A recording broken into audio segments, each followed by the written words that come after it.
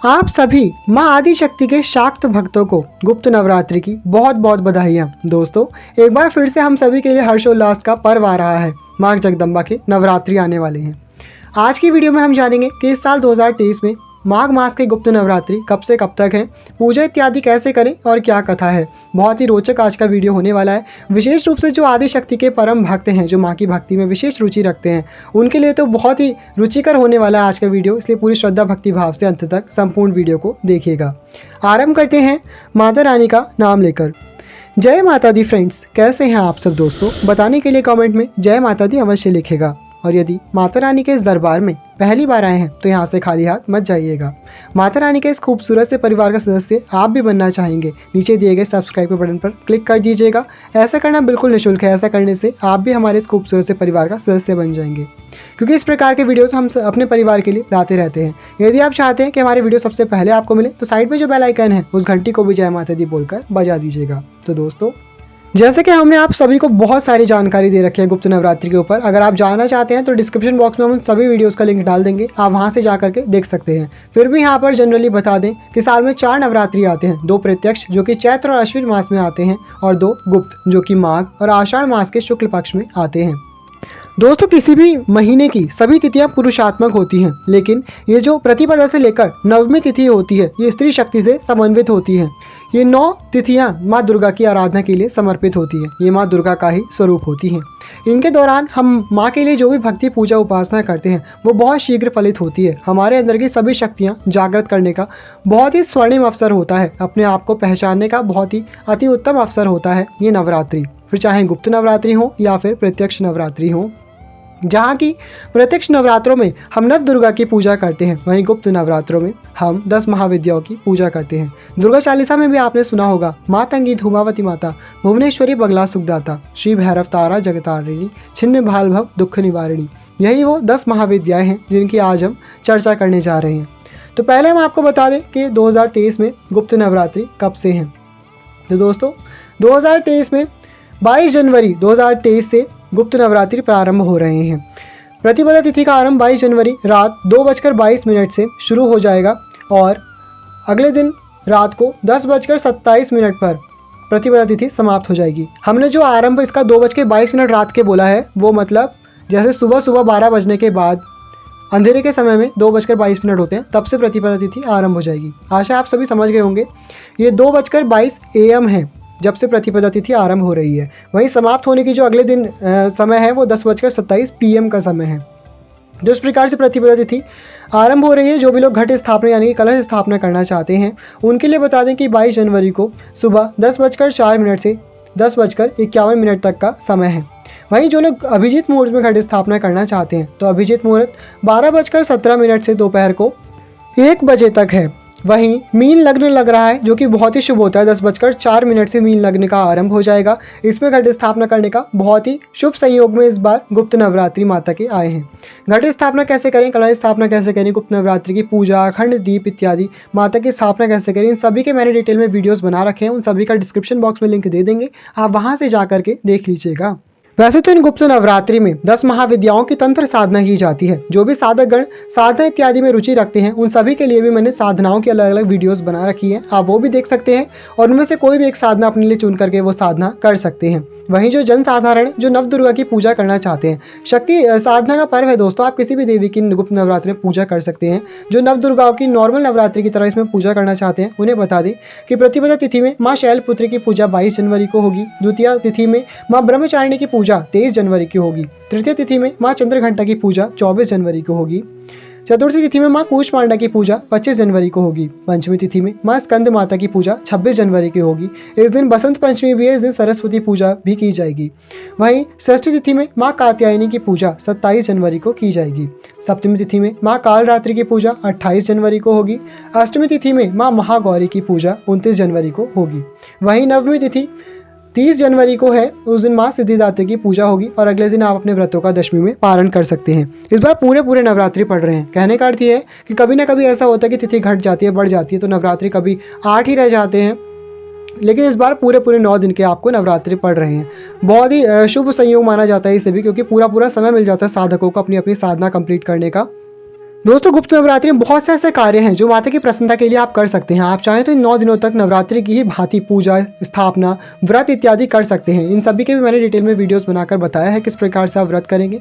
आपको सात्विक रहना चाहिए। इन 9 दिनों में किसी प्रकार का पाप आचरण या दुराचरण नहीं करना चाहिए।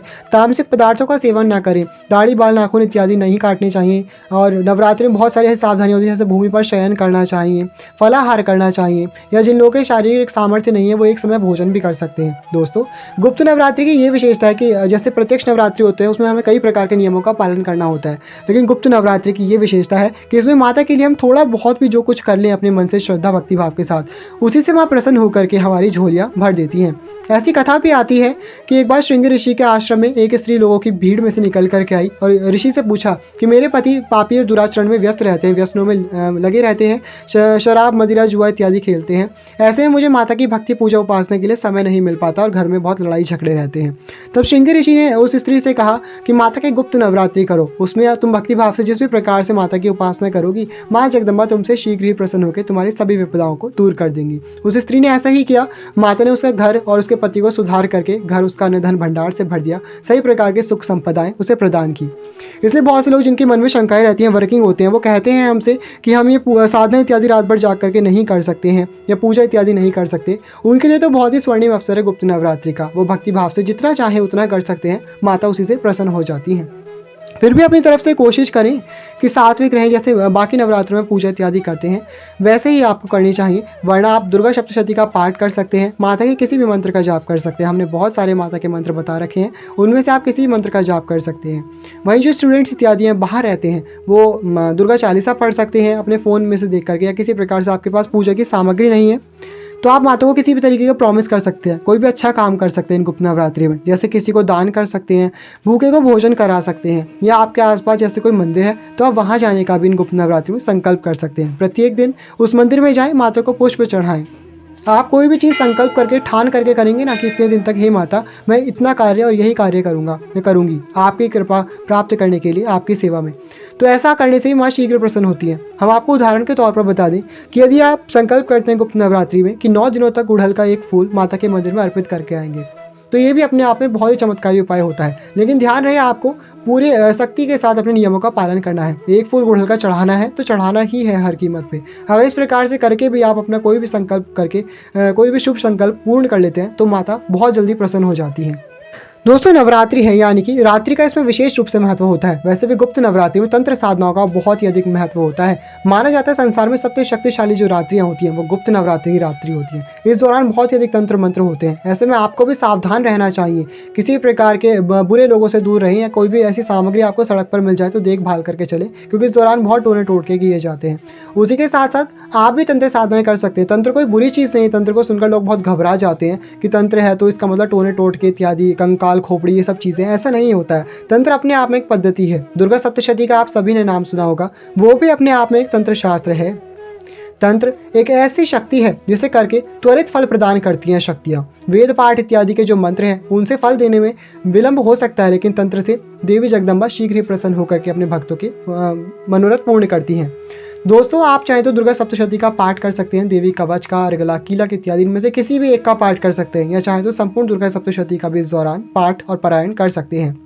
अंतिम दिन आप जो भी पूजा इत्यादि साधना करेंगे, अपनी साधनाओं की संख्याओं को समाप्त करने के बाद पूर्णाहुति आपको नवमी में कर लेनी चाहिए और कन्याओं को भोजन कराकर नवरात्रि का पारण करना चाहिए। ध्यान रहे एक बात का, गुप्त नवरात्रि आप जो भी पूजा इत्यादि करेंगे वो गुप्त रूप से करनी चाहिए। ज़्यादा किसी को ढिंडोरा ना पीटे, किसी को बताए ना, शोर ना मचाएं कि हम तो ये व्रत पूजा कर रहे हैं। इस बात को हम बार बार हर गुप्त नवरात्रि में बताते हैं, क्योंकि ये करना बहुत ही आवश्यक होता है। गुप्त नवरात्रि में गोपनीयता का ही महत्व होता है। जितना हम गुप्त रखेंगे उतना ही अधिक हमारी साधना प्रभावशाली होती है। जो भी पूजा करेंगे कोशिश करें सबसे छुपाने की, छुप छुप करके ही आपको पूजा करनी होती है। इस नवरात्रि में ज़्यादा उत्सव नहीं मनाना होता है हम सभी को। अब हम कुछ अन्य उपाय बता देते हैं, जैसे कि आपने जो भी माता की साधना इत्यादि कर रखी है। हमने इस बार बहुत ही सुंदर काली साधना की वीडियो बताई, उसमें पूजा इत्यादि करके बताई है। सब कुछ हमने करके दिखाया है, उसमें आप लिंक आपको डिस्क्रिप्शन बॉक्स में मिल जाएगा, वहाँ से देख सकते हैं। तो आप जहाँ भी साधना कर रहे हैं वहाँ पर माता को एक नींबू, इन गुप्त नवरात्रि में हरे रंग का नींबू ले लीजिए। देसी नींबू हो तो बहुत अच्छा है, वरना आप मार्केट वाला नींबू भी ले सकते हैं। उस नींबू में 4 लौंग गाड़ करके अपनी मनोकामना बोलते हुए उस पर सिंदूर आपको अर्पित करना है माता के समक्ष। इस प्रकार से करने पर भी गुप्त नवरात्रि माता बहुत प्रसन्न होती है, आपके मनोरथ पूर्ण करती हैं।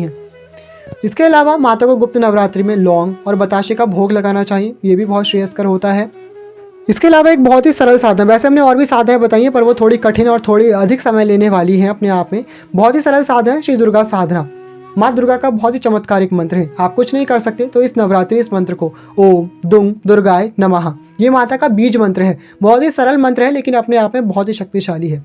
बाकी जो हमने साधनाएं बताई वो थोड़ी सी तीव्र हैं, उनमें कोई भी गलती इत्यादि नहीं की जाती है, मतलब बहुत ही कम गलतियां करना होता है, क्योंकि अगर उसमें कुछ गड़बड़ हो जाती है तो वो नेगेटिव रिजल्ट भी दे सकती है। लेकिन ये जो मंत्र है ये बहुत ही सरल और सात्विक मंत्र है। इसका आप किसी भी रूप से जप करेंगे ना, माता आपका कल्याण ही करेंगी।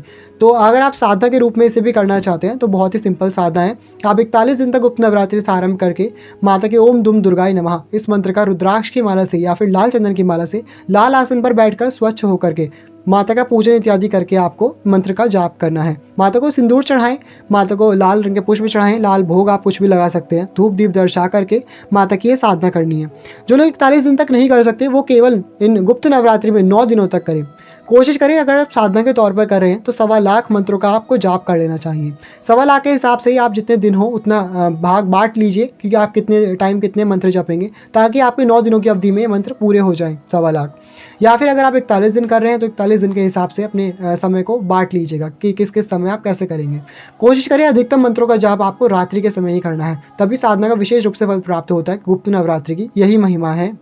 वैसे भी जो लोग बिजी रहते हैं उन सभी के लिए बहुत ही अच्छा बेनिफिट मिल जाता है कि दिन भर आप अपना काम इत्यादि कीजिए, शाम को जब घर आएंगे तो आराम से बैठ करके सारे काम निपटा करके आप माता की पूजा साधना रात में कर सकते हैं। गुप्त नवरात्रि का बहुत ही अच्छा ये अवसर मिल जाता है। बहुत से लोग जो कहते हैं हम बिजी रहते हैं, पूजा इत्यादि नहीं कर सकते, वो आराम से रात को आकर माता की साधना कर सकते हैं।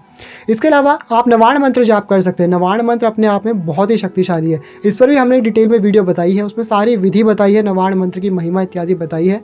यहाँ पर चैनल बता दें कि ओम ऐं ह्रीम क्लीम चामुंडाय विच्चे, ये माता का नवाण मंत्र है, आप इसका जाप कर सकते हैं। बाकी दुर्गा चालीसा के अंत में आपको बहुत सारे मंत्र मिल जाएंगे, जैसे कि सर्व मंगल मांगल्ये शिवे सर्वार्थ साधिके शरण्ये त्र्यंबके गौरी नारायणी नमोस्तुते। इसके अलावा आप सप्तश्लोकी दुर्गा का पाठ कर सकते हैं, या सिद्धि कुंजिका स्तोत्र का अगर आप गुप्त नवरात्रि में पाठ करते हैं तो बहुत ही चमत्कारिक होता है, क्योंकि अपने आप में बहुत ही तंत्र शक्ति से संपन्न सिद्धि कुंजिका स्तोत्र है। सभी किस्मत के ताले खोलने वाली कुंजिका है, यानी कि चाबी है, अपने आप में सिद्ध मंत्र है। इससे आपके जो भी मनोरथ हो, मारण मोहन स्तंभन उच्चाटन या वशीकरण इत्यादि, वो सभी सिद्ध हो जाते हैं। किसी प्रकार का विचार कर्म यदि आपको करना है तो वो कर सकते हैं। कोई भी शत्रु आपको सता रहे हो या किसी को भी आप वशीकरण करना चाहते हैं, सम्मोहन इत्यादि करना चाहते हैं, उसमें भी आप सिद्ध कुंजिका का स्तोत्र कर सकते हैं। इसके लिए एक डिटेल में हमने अलग से साधनाएं भी बताई हैं वशीकरण इत्यादि की, वो भी आप देख सकते हैं। अगर आप दुर्गा साधना या कोई भी साधना कर रहे हैं तो ध्यान रहे दिन दिन उसका दशांश यानी कि 10% जितने मंत्र आपने पूरे जपे हैं उनका 10% करके आपको हवन कर लेना चाहिए उतनी आहुतियों से, और फिर उसका 10% आपको 10% 10% आपको तर्पण करना चाहिए, जिसमें आपको जल अर्पित करना होता है। फिर उसका 10% आपको ब्राह्मणों को या फिर आप कन्याओं को भोजन करा सकते हैं। कन्या साक्षात दुर्गा का स्वरूप कही गई है, इसलिए यदि आप गुप्त नवरात्रि में कुछ नहीं कर सकते तो गुप्त नवरात्रि किसी भी दिन, जरूरी नहीं है कि अंतिम दिन ही करें, जिस भी दिन आप चाहें तो कन्या पूजन कर सकते हैं। उस दिन कन्याओं को या किसी भी गरीब कन्या को, विशेष रूप से आप गरीबों को भोजन इत्यादि करा दें तो माता आपसे बहुत ही प्रसन्न होंगी। जितना हो सके उतने अच्छे अच्छे कर्म इन गुप्त नवरात्र में करें, बुरे कर्मों से दूर रहें। बार बार आपसे यही विनती रहती है कि पूजा भक्ति साधना तभी सफल होती है जब आप अपने कर्मों पर नियंत्रण करते हैं। किसी प्रकार से किसी का दिल ना दुखाएं, बुरा ना बोलें, लड़ाई झगड़ा क्लेश इत्यादि ना करें। मन को शांत रखिए, अपनी साधना कीजिए, अपने काम से काम रखिए। और आपको क्या चाहिए, माता की साधना ही तो करनी है, बाकी लोगों से हमें क्या मतलब है। तो इस प्रकार से अपनी साधना इत्यादि कर लीजिए। दोस्तों, वीडियो संबंधित कोई भी प्रश्न शंका आपके मन में है तो आप हमसे कमेंट बॉक्स में पूछ लीजिएगा, हम आपके उत्तर देने का पूरा प्रयास करेंगे। इसी के साथ कहेंगे कि यदि आपको हमारे वीडियो अच्छे लगते हैं तो वीडियो को लाइक कीजिएगा। हम आप सभी के लिए इतना प्रयास करते हैं, आप सभी से एक ही अनुरोध है, माता रानी के इस परिवार का सदस्य अवश्य बनिएगा। हम चाहते हैं कि ढेर सारे लोग माता के इस परिवार से जुड़ करके ढेर सारी पूजा साधना करें, संपूर्ण जगत में सनातन धर्म का प्रचार हो, माँ शक्ति की महिमा का गुणगान हो। इसलिए आप सभी हमसे कनेक्टेड होइएगा, चैनल को सब्सक्राइब कीजिएगा, अपने दूसरे भाई बहन बंधुओं से भी इन वीडियोस को शेयर कीजिएगा, ताकि वो भी इस प्रकार से पूजा साधना करके गुप्त नवरात्रि का पूरा लाभ उठा सके। तो कर लीजिए दोस्तों इस प्रकार से। साइड में जो बेल आइकन है उस घंटी को भी जय माता दी बोलकर बजा दीजिएगा, ताकि हमारे आने वाली वीडियोस की नोटिफिकेशन सबसे पहले आपको मिले। इसके साथ कहना चाहेंगे, बहुत से लोग जो हमसे कांटेक्ट करना चाहते हैं वो इंस्टाग्राम पर हमसे कांटेक्ट कर सकते हैं। इंस्टाग्राम की आईडी हमने डिस्क्रिप्शन बॉक्स में दी है, वहां से आप हमें मैसेज कर सकते हैं। अब मिलेंगे अगली वीडियोस में और भी अद्भुत जानकारी के साथ। तब तक के लिए thank you all, love you all, जय माता दी।